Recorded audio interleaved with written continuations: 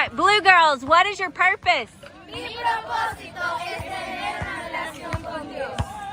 So friends, we are here at Buruburu KAG East Assembly, and as you can see, we are having here over 100 boys and girls assembling under or courtesy of Hoops for Hope.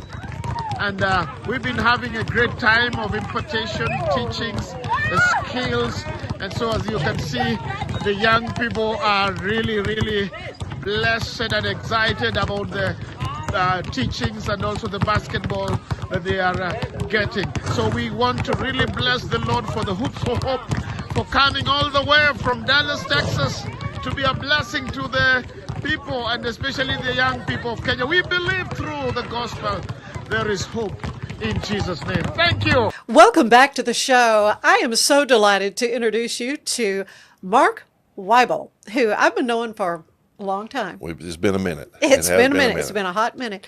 But Mark Wible is the driving force behind something called Hoops for Hope. And I've been wanting to have you come on the show and talk about Hoops for Hope and what it's been doing all these many years, because you started this 2004. Yes. Yeah, a while back. Yeah. You have a passion for basketball, also a passion for ministry, of sharing the gospel with people. So welcome. Well, thank you so much. It's a great pleasure to be here. It's quite an honor. First time I'm doing this, Ann, so I appreciate you having me on. I love my first timers. I just think this is great. Well, of course, you're tall. You played basketball, right? I did. Played in college and had a chance to play overseas, and came to Baylor and coached for a year at Baylor. And once I got to Waco, I said, I'm not leaving. Met my wife here, and so we've been here for 45 years. Yeah. And of course, you've been on staff at Highland Baptist Church. Mm-hmm. Of course, that's our longtime association was there. You've just recently retired, is that right? I am retiring. Yes, September 15th. Okay, so a few days. Got 3 weeks. Short timer. Yeah. You've got the short timer's disease. But what you have done for all these many years in conjunction with your work there, your vocational calling there at Highland, is something to reach out to kids through basketball. Yeah. I was a basketball coach by trade. I had 49 hours of undergraduate PE, master's degree in PE. I was just going to coach all my life, and the Lord had other plans. But once you get coaching into you, you never get coaching out of you. And so for me, of course, I coached at the old Richfield High School. If anybody remembers Richfield High School, closed down Richfield High School, and that was the year I got into the pastorate and over at Highland. But you never get coaching out of you, and so I coached at private schools and things like that. But as a church in 2004, we were re-envisioning how we did missions. What would be a creative way to do missions? Most mission trips are, you do medical, street evangelism, construction, or something along those lines. Yeah, I have activities for children. I mean, all VBS those type things. Yeah, and to be honest with you, you don't want me with a hammer. You don't want me with a scalpel. You don't want me street evangelizing. And I'm not real cool on VBS type things, crafts, and that's just not me. And so, as a church, we were trying to envision what can we do that's a little different. And so we went on a fact-finding trip to North Africa with the International Mission Board, and there were 5 couples that were serving as a team there. And the first one, they said, we need somebody to come do some construction. I was like, okay. And then another one said, we need some ladies to come drink tea and do an art show. And I'm like, well, I could do that. Yeah, I was going to say, that's not me. That's you. And then we need somebody to come do a computer business seminar. And the last guy said, I need somebody to come do a basketball camp. And I was like, oh, okay. Ding, ding. That I can do. Yeah. So I came home and put together a team, and we went back over to North Africa and put on this camp. And I came home and I regaled my wife, Lori, with stories. I said, oh man, it was just great. Being a good Baptist, I checked my missions box, and I thought, okay, that's it for another 2 or 3 years. I'll probably go back in another 2 or 3 years. And my wife said, well, that's great. You go halfway around the world to share the gospel. Why don't you go down the street to Dean Highland Elementary really? And do it right there? And I was like, oh, okay. So I went down to Dean Highland and I put on a camp there. And another school heard about it, and I went and did a camp over there. Another school heard about it, and I went and did a camp there. North Africa called back and said, would you come back? And I was like, okay, and went and did that. And then South Texas called. We had a missionary in South Texas, and so we went down there. And all of a sudden I found out we're kind of finding a niche, okay? And Thailand called. When Thailand called, Wow. it was like, okay, now this is really something. Maybe, Lord, are you trying to speak to me about this? And so we began to grow it. And under Pastor Barry Camp at the church said, we give you, the elders there said, we give you the authority to keep, we encourage you to keep growing this thing. So I started out with, one trip, I thought, every 3 years. Pretty soon we were doing 4 or 5 trips a year. Got to up to COVID. When COVID happened, we had 13 trips going out in one summer. But COVID hit, and we literally had a team in Ukraine when President Trump issued if you remember that, he issued the moratorium on travel. And so we had to shut it down and bring them home from Ukraine. You got to get them home. We got them home. The deadline was Friday, and we had to get them back into the country. So that shut it down. So for a couple of years, we kind of floundered as far as our international type things. A lot of the world, and this is what people don't really understand, a lot of the world was way behind in the places that we were going. Africa, South America was way behind on catching up to protocols, setting, and so though America was back, several months, a year into it, it took. There was one country that we went to that it was 3 years.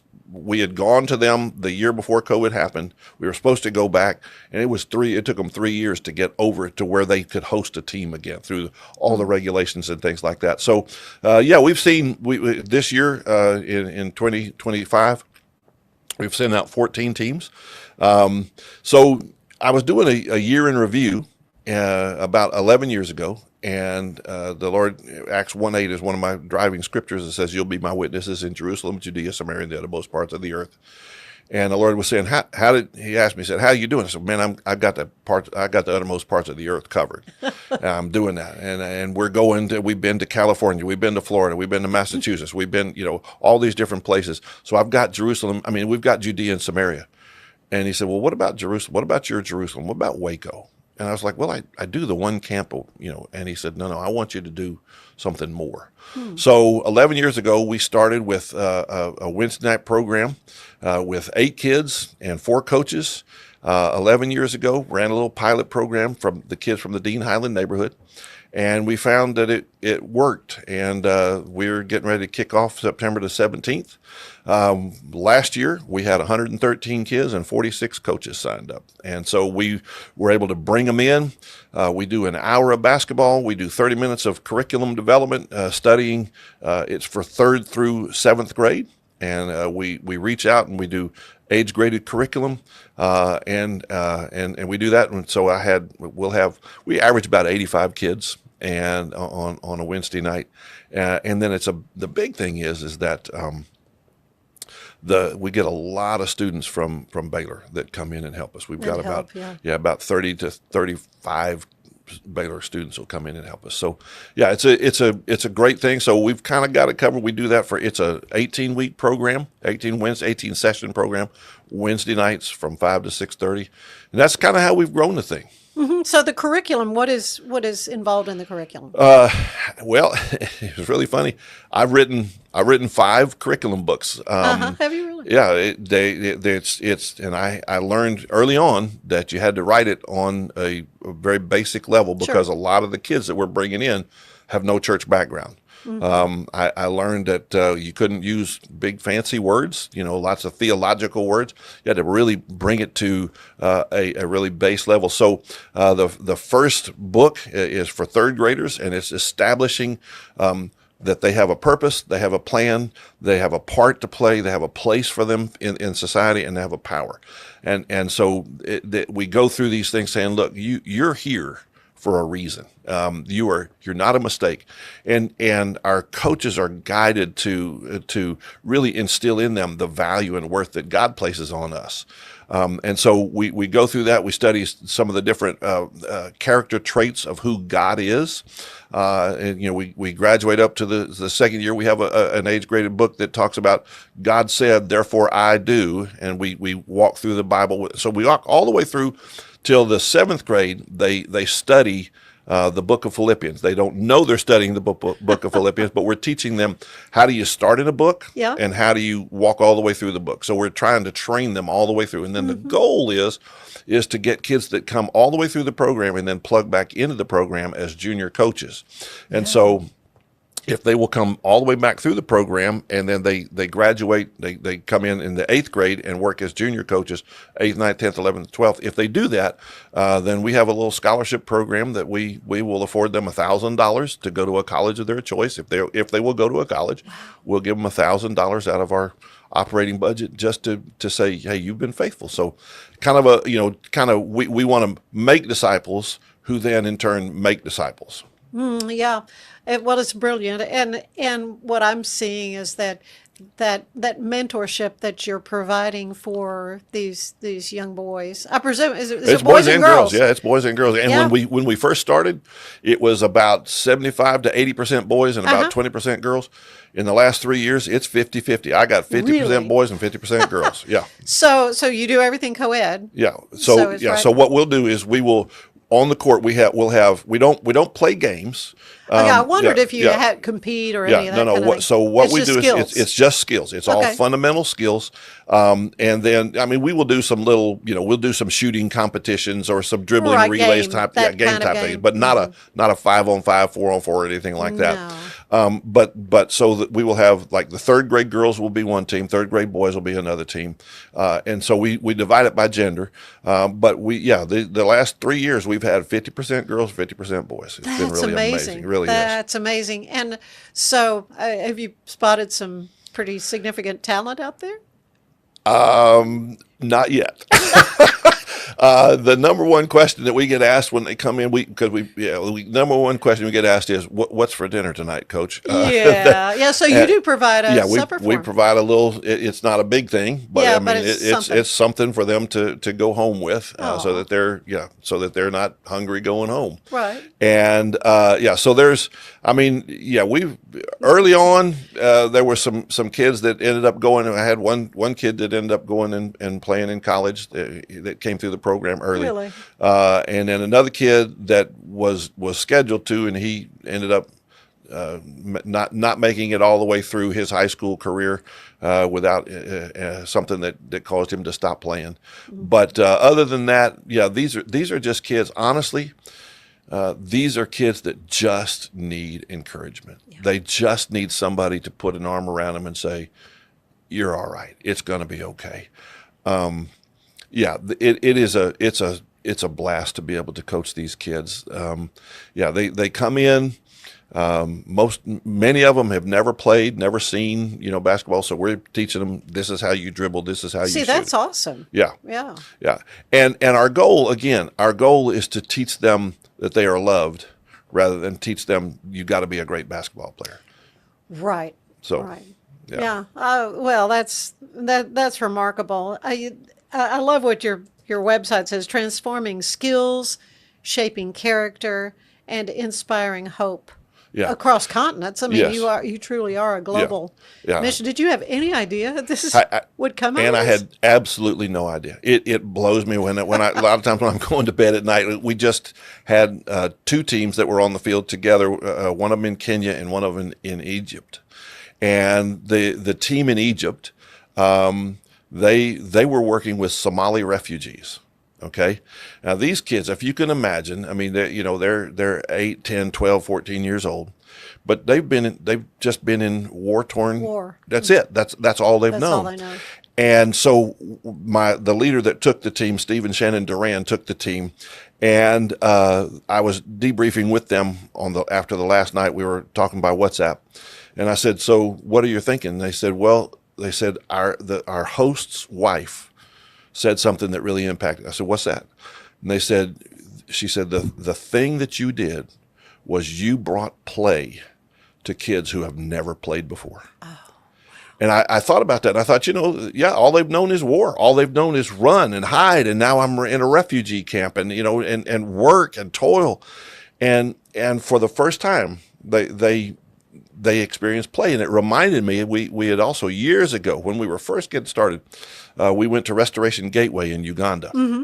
Yeah. And there was a guy named, if you remember the history, there was a guy, a bad dude named Joseph Kone, who was ruling the northern part of Uganda. He would go into towns and he would into villages and round up people and kill the parents in front of the kids and then take the kids, make the Lord's Resistance Army. Right. And we went there, and the kids that we were ministering to were kids that had escaped, had run away and made it out, and they were orphans. And so they were in an orphanage led by Tim and Janice McCall. Mm-hmm. And the very same thing when we left, I met with the girl that was in charge named Keely Burnell. And I said, what do you think? We had seen over 200 kids, and the closest ones walked 30 minutes one way to come to camp. The farthest ones walked 2 hours. 2 hours one way to come to a camp. And they had never seen a basketball before. 200 kids, 10 of them had shoes. The rest of them were all barefooted. And so when we were debriefing, kids have all left and gone back to their villages. I said, what do you think? And she said the exact same thing. She said, these kids have been so tormented that the play, you just brought them play. So, that's the thing is we're not developing the next greatest Michael Jordans or LeBron Jameses, but we are developing the next, maybe doctors or teachers or, whatever, people who have confidence to know that somebody believes in them. Yeah. Well, you brought a couple of basketballs. We're going to take a quick break, though. And when we come back, I want you to explain all right. about these basketballs that you brought. Mark Wible, thank you. Stay with us. There's more of the show ahead.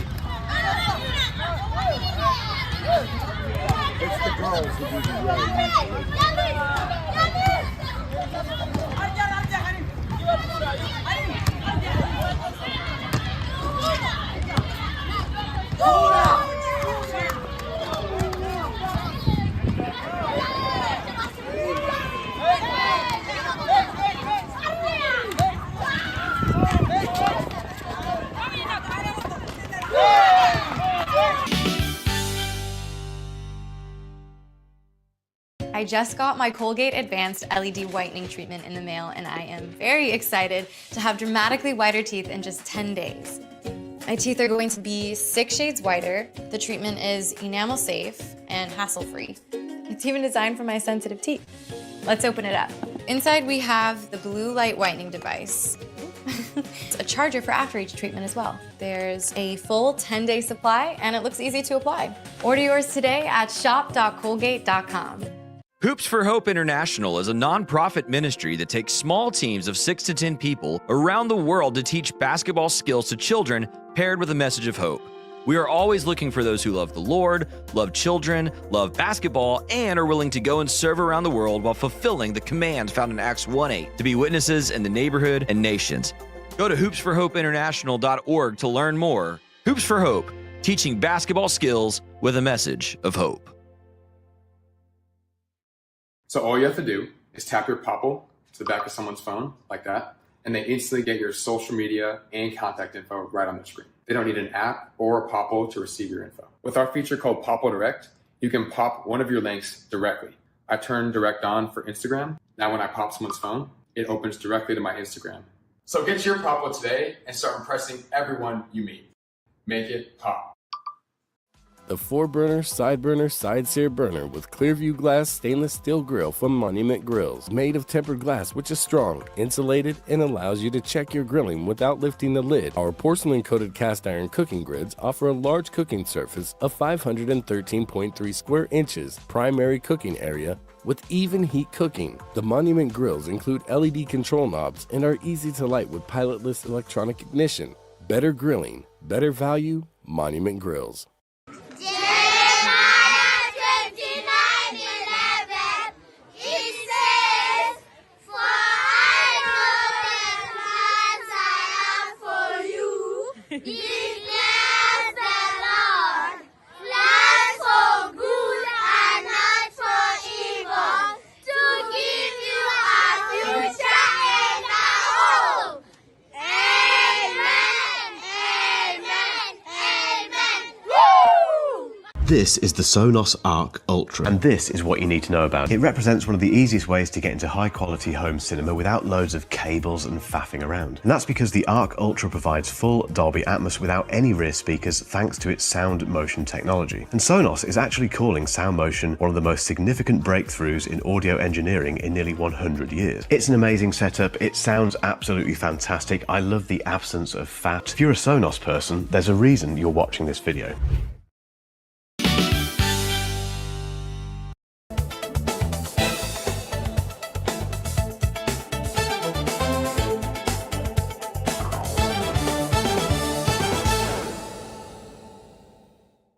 Waco's Walk to End Alzheimer's is happening next month, but tonight is the kickoff party at Lounge 93, starting at 5:30, going to 8 p.m. There will be door prizes and live music to celebrate the upcoming event, which you are still able to register for. A portion of the sales from tonight's event will be donated to the Waco Walk, so we hope to see you there. Waco Civic Theater's performance of the iconic story To Kill a Mockingbird premieres tomorrow, September 4th, with shows going through the 14th. There will be a benefit performance this Friday, September 5th, in which Waco is joining hands with Greater Waco Legal Services for an evening of theater that explores the impact of justice on stage. Finally, the Baylor Bears baseball team will be taking on a bigger stage in February of next year for the Round Rock Classic at the Dell Diamond. This will be the Bears' second appearance at the event, playing against Oregon State, Purdue, and Southern Miss. It will be their first appearance since 2021, so we are excited to see them as well. I'm Elizabeth Riley with your Act Locally Waco news, and I will see you next time.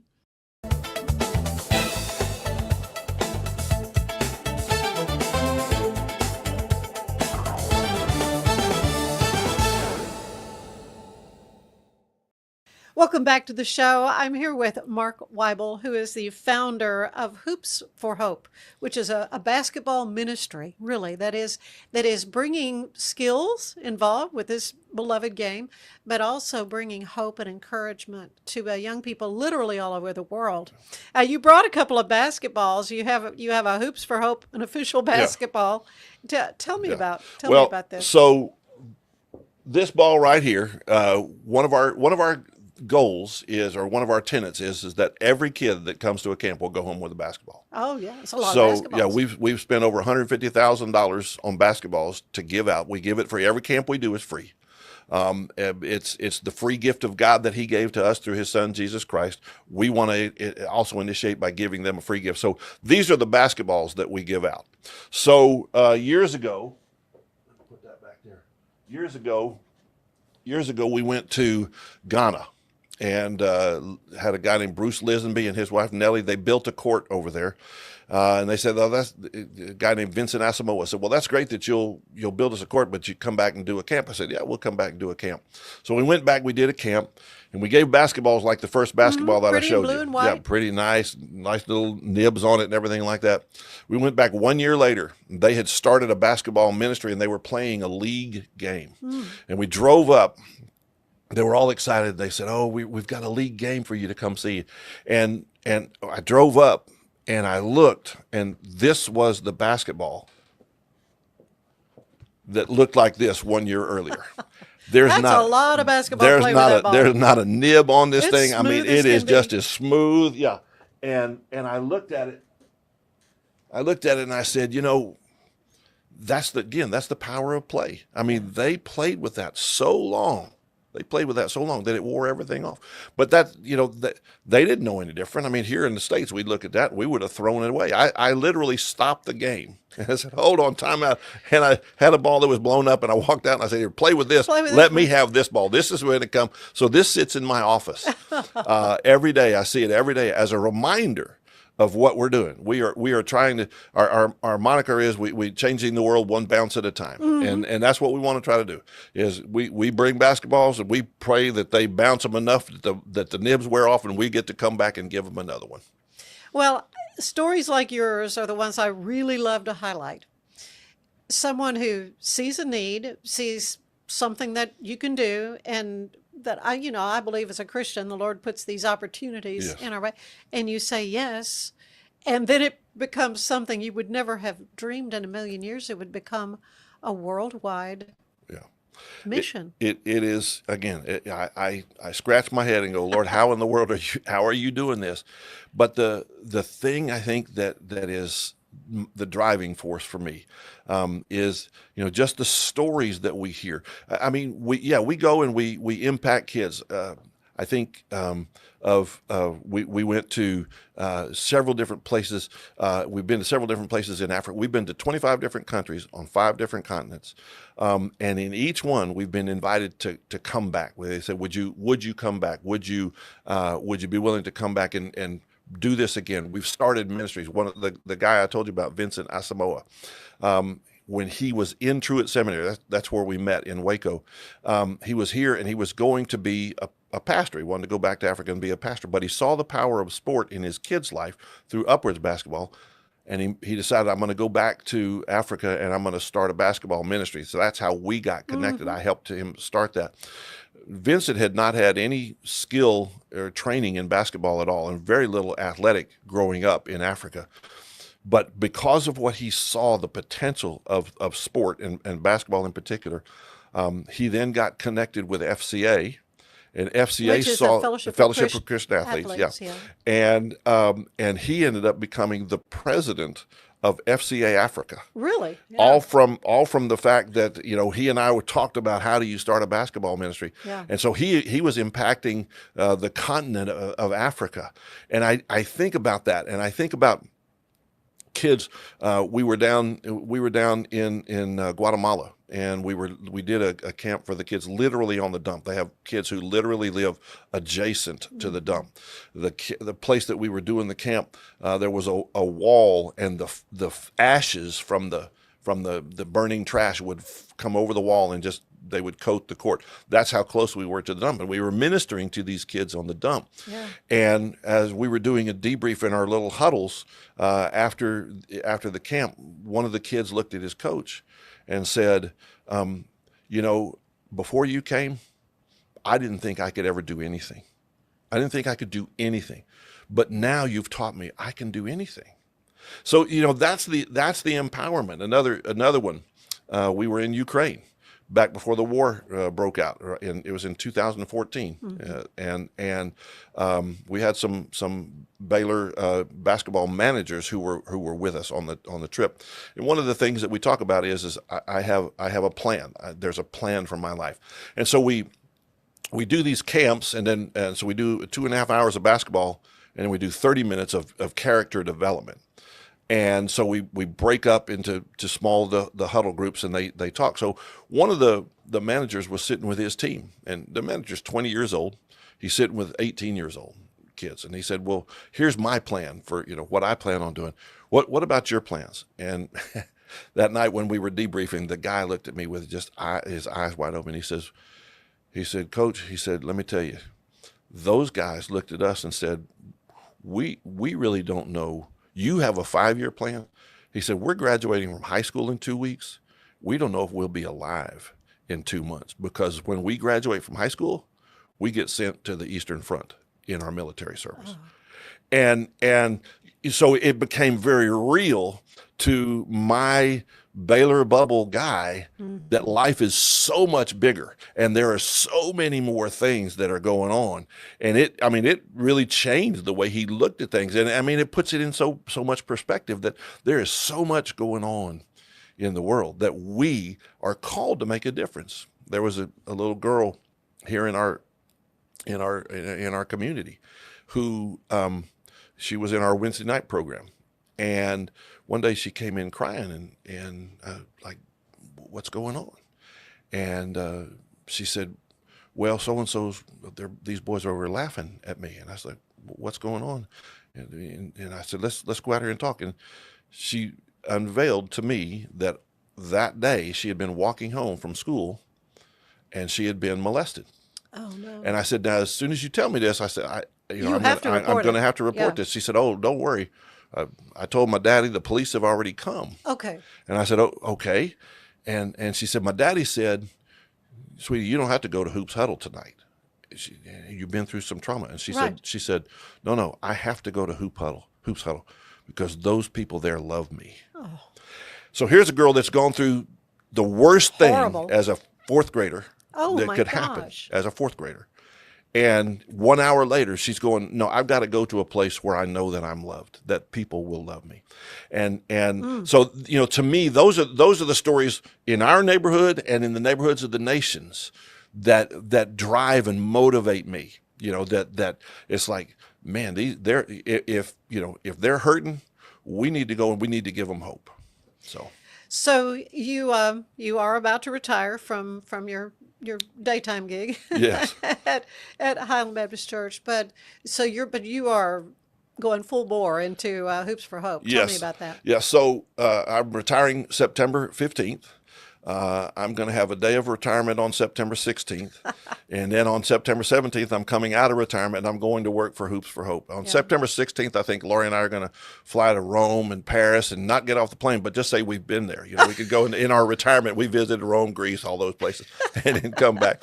But I am going to go, and it's going to be the things that the lessons the Lord has taught me through being on staff 40 years at Highland, and the leadership lessons that I've learned, the different things that I've learned, the methods and techniques that I've learned.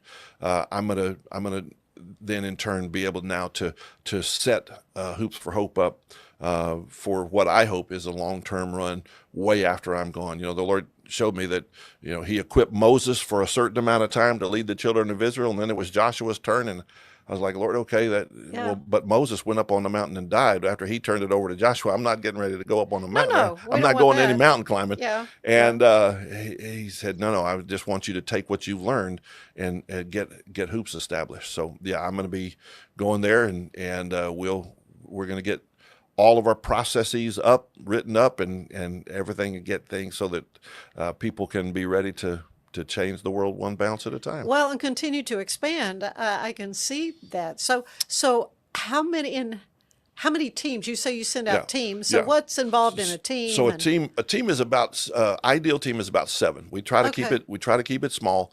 People say, well, do I have to be really skilled in coaching basketball?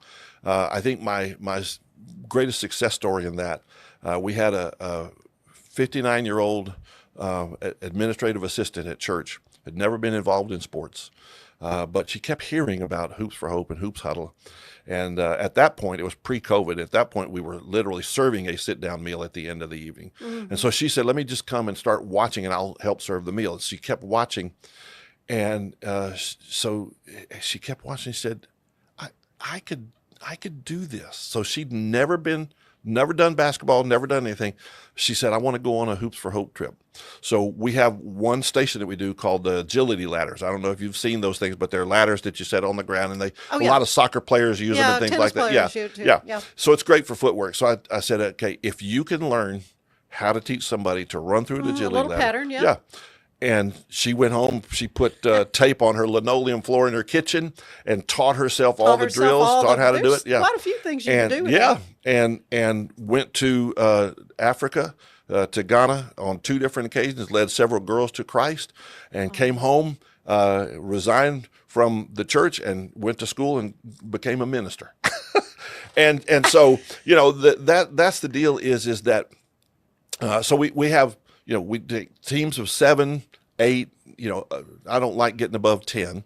But so there'll be a lead coach who is kind of the general manager and runs everything. Right. And then we have 6 most places you can have six teams on a court at a time, doing several 6 teams of 8 to 10 people. Yeah, that's quite a few people then on one basketball court. Yeah, so we have between 50 to 55, 60 kids on a court at a time, and the way we've got it structured, everything kind of rotates through. So we'll do that. The schedule is we put a ball in every kid's hand, so mass ball handling. Then they break up and rotate through 6 stations. Then we go through competitions. All of that takes about 2.5 hours. And then we sit down the last 30 minutes and we talk to them about, I have a purpose, I have a plan, I have a place, I have a part, and I have a power. I guess you've seen in their little faces, light bulbs go up. up. I'm telling you, you see it. You see, I think the most encouraging one is day 3 when we say I have a part. When we look at them and say, yeah, you may be 8 years old, you may be 10 years old, you may be 13 years old, but you're important today. You're not important once you get married and once you get a job, or there is a part for you to play right now. And we literally call kids to start playing their part in their schools, in their communities, in their families. And we say, we are lifting up that expectation for you to be able to do that. And it's some of the time it's the first time anybody's really ever believed in them, you know? And I think the second thing that happens, we were in Ecuador, and we were on the bus debriefing on our way back to the hotel the last day, and the pastor's wife got up to share the impact that we had made. And she said, you have revolutionized the way we think of evangelism as a pastor and wife. And I said, what do you mean? She said, well, we've always looked at it as, you do it inside the walls of the church. But she said, we see the power of reaching kids where they are, and the kids are the hope for the future. And so we have to get out and reach them where they are. And this is a mechanism to be able to do that, vehicle to be able to do that. And so those are the things. So, the coaches that go get changed, the kids that receive us get changed, and the people who are hosting us get changed. So, yeah. Oh, it is just so wonderful to hear about this. Another thing, we haven't talked about it yet, but your connection to the Baylor men's basketball team. Yes. Because after the game, there's Mark in the middle of the huddle as they're praying at the end of the game. Are you still doing that? Oh, as long as Coach will have me, I'm still doing it. Well, of course, Scott knew we could do a whole show on what a wonderful man he is. Unbelievable man. Yeah. So, little funny story about that. The summer before Scott got here, Baylor was going through a tough time in their basketball program where they had a little an incident that went on. I well remember that, reporting on that. And there was a guy who was the interim university chaplain, a guy named Byron Weathersby was the interim university chaplain. And he said, hey, if I get the chaplain's job, my goal is to put a sports chaplain, a volunteer sports chaplain with every sport. If I get it, he said, would you consider being basketball? Well, we didn't know anything that was going on, at the time. I was like, okay. Yeah. So I was like, sure, man, I'd love to do that. Well, then the whole thing breaks and the former coach is gone. And, and so I'm sitting in my house one day and the phone rings and Byron goes, hey, I don't know if I'm going to get get the chaplain's job or not, the university chaplain's job or not, but if you'll turn on the TV, they're hiring this guy named Scott Drew. And he said, he won't know any different. Just go in and introduce yourself as the chaplain and see what happens. So literally, the next day I showed up and walked in, knocked on the door, and I said, hey, Coach Drew, I'm Mark Wible. I'm the chaplain of Baylor men's basketball. And in typical Scott Drew fashion, he goes, great, come on in. Here, listen, I want a weekly Bible study with the players. I want a weekly Bible study with the coaches. I want a weekly Bible study with the coaches' wives. You'll go to games with us. You'll be in the, come down to the apartment. You'll be at all the practices. And I went, whoa, Scott, I have a full-time job. He goes, oh. Well, what can you give me? I said, I'll give you what I can. Yeah. I'll give you what I can. But I said, and so he said, yeah. So that's how I got to be chaplain. Yeah, that's how I got to be chaplain. And I've been with him ever since. It's man, it has been such a pleasure, such an incredible ride to see from the depths that we were to where we are now. Well, it's the stuff of legend, really. What has happened, and I think you would say, as a believer, I mean, God's hand has been in this program. So, just your thoughts about this upcoming season. How are things shaping up for the men? First of all, just let me say that Scott Drew is the same man behind closed doors as he is in front of the cameras. Yeah. And he is on the court. He genuinely cares for those players. He generally cares for his staff. He generally cares for the GAs and the managers. I was in the room when we were going through a tough stretch several years back, and we'd lost several in a row. I was in the room to hear him say, I don't know if we'll win another game, but if we can influence these men to come to faith in Christ, we will have accomplished. I was in the room, so I know that to be true. So that's the character of this man. I think that this year is going to be an incredible coaching opportunity for Scott and all of the coaches. I don't think people understand, you go out and you say, well, we're going to pay this money, or we're going to get this number star athlete or whatever. Oh, I know. The whole dynamics are so different now. Just because you pay money or they have a star behind them does not necessarily mean that they're going to mesh together. Right. Now, it's still a team sport. It is a team sport. And when you're getting guys that are coming in from multiple different philosophies and streams and ideas, and you have got a very short amount of time to meld those things together.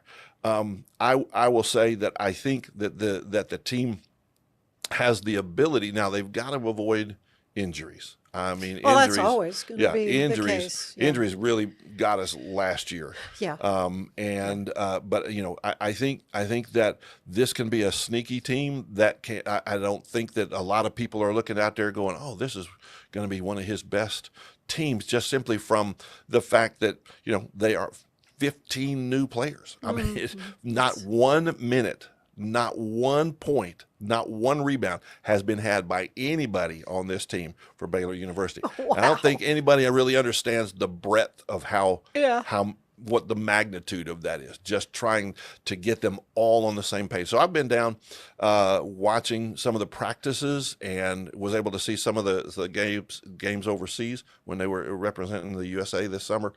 And I will tell you that there is a work ethic. There is a willingness to be taught and to be coached. And I think that as a former coach, that's the starting point, is you got to have kids that are willing to be coached and want to learn.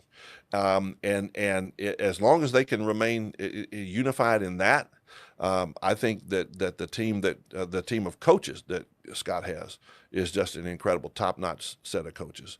And I'm encouraged at what can be.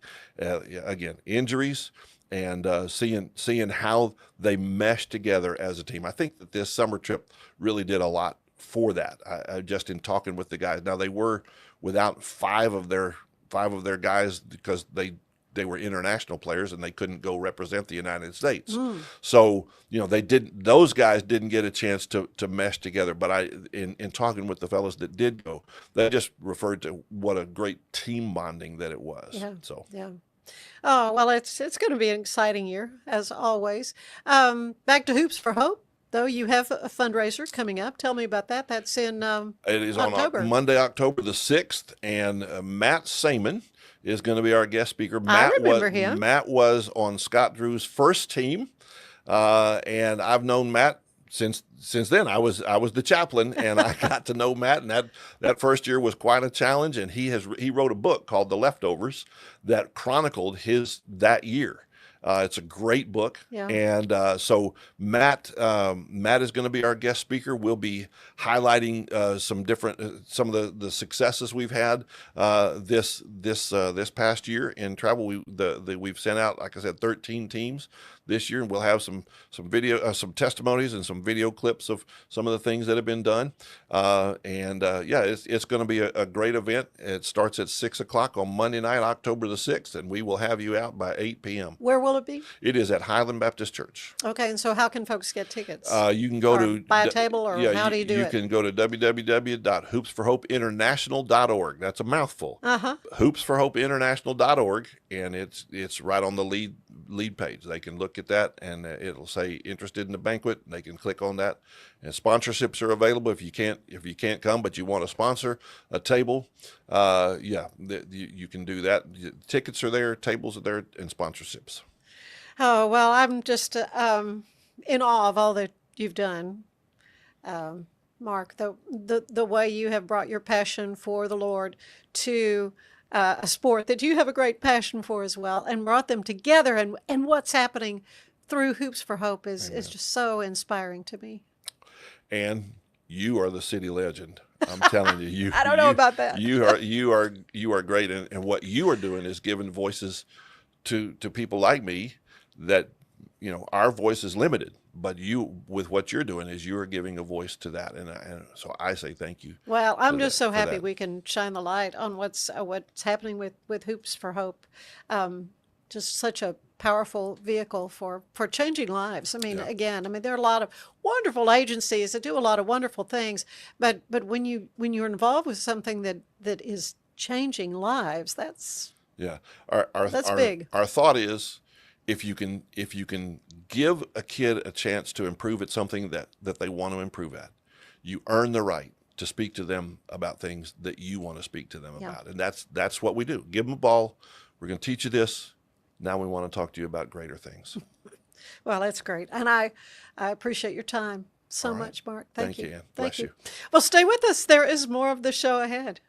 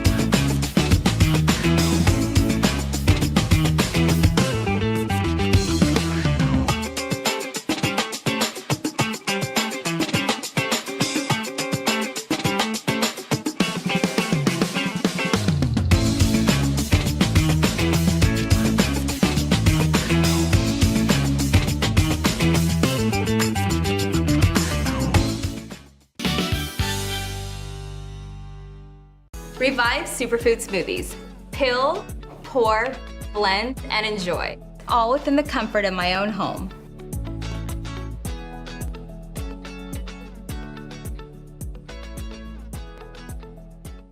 Revive Superfood Smoothies. Peel, blend, and enjoy. Fast and easy, and I'm out the door.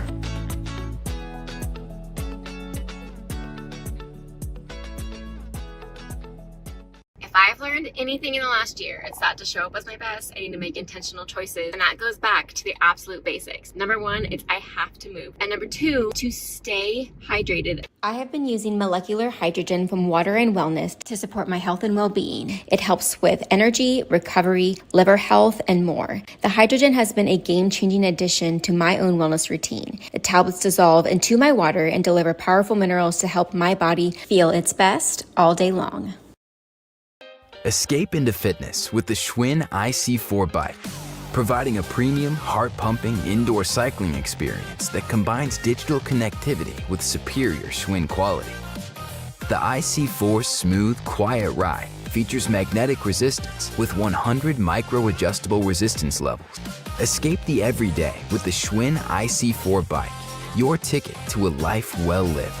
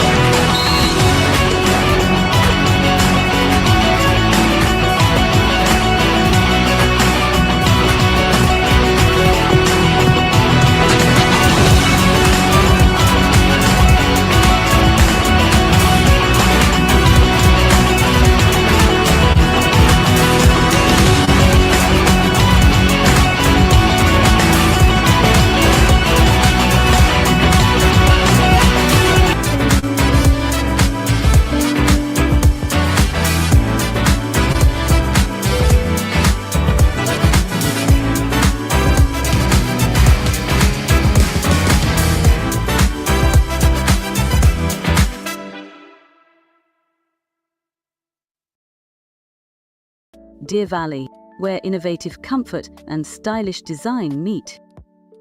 Bathroom solutions, smart toilets, kitchen solutions.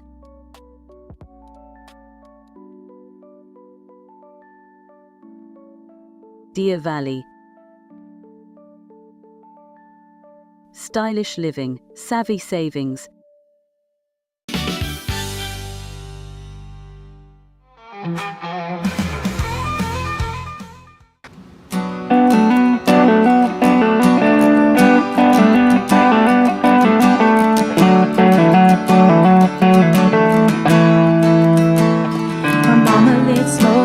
Tailgate of a Silverado. Daddy bailed when I was 5. Guess he couldn't face the bottle. Grew up learning how to fight, not how to pray. So I cut my teeth on heartbreaking hard life games. Sell my peace of mind just to pay the rent.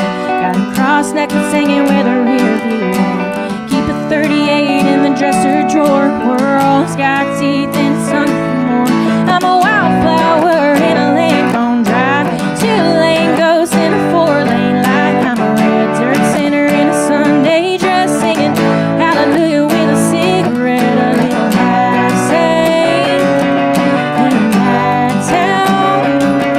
Still standing when the sun goes down.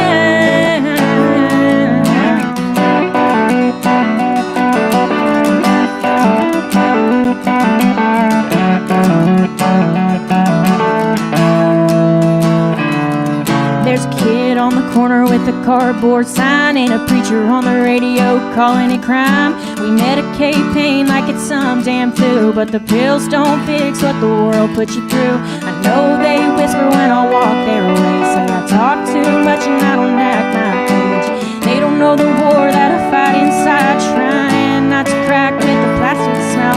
I'm a wildflower in a land gone dry, two-lane ghost in a four-lane light. I'm a red dirt sinner in a Sunday dress, singing hallelujah with a cigarette, a little half saint in a mad town, still standing when the sun goes down.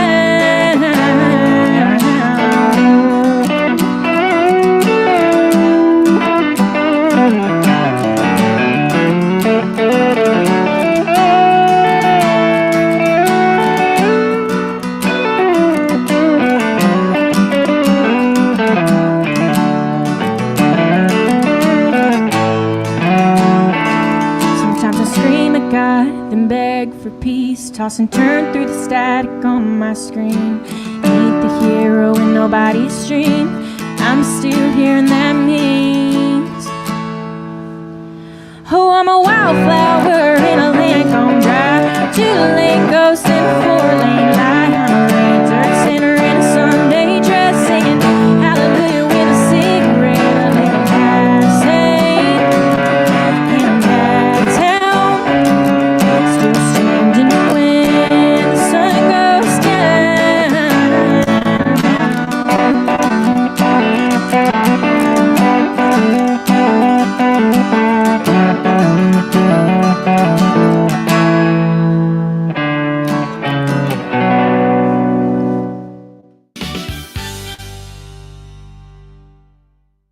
Let's unbox the all-new Walking Pad X21. It is the hottest thing on the fitness market right now. Whew. I like it. I like it a lot. Well done, Walking Pad.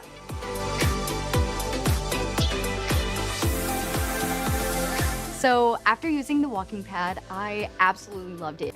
For the price, I adore it. I highly recommend it.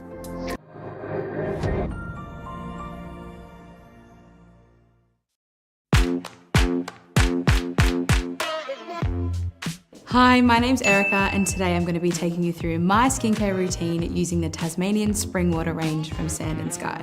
This range is really good for dry and dehydrated skin like myself. It's packed with 2 types of hyaluronic acid and fermented sea kelp to reduce redness and irritation, which I experience daily. So that's it. It's so quick and so easy and my skin feels so dewy and so hydrated.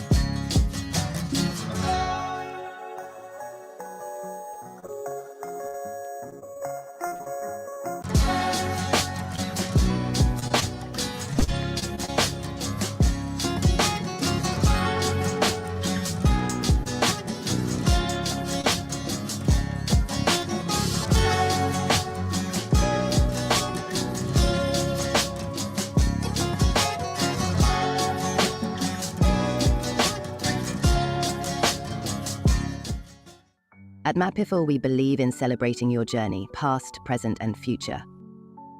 Our unique personalized products are designed to boost your confidence, elevate creativity, and honor what matters most. From custom home decor to meaningful gifts, we help you cherish the memories that make you who you are.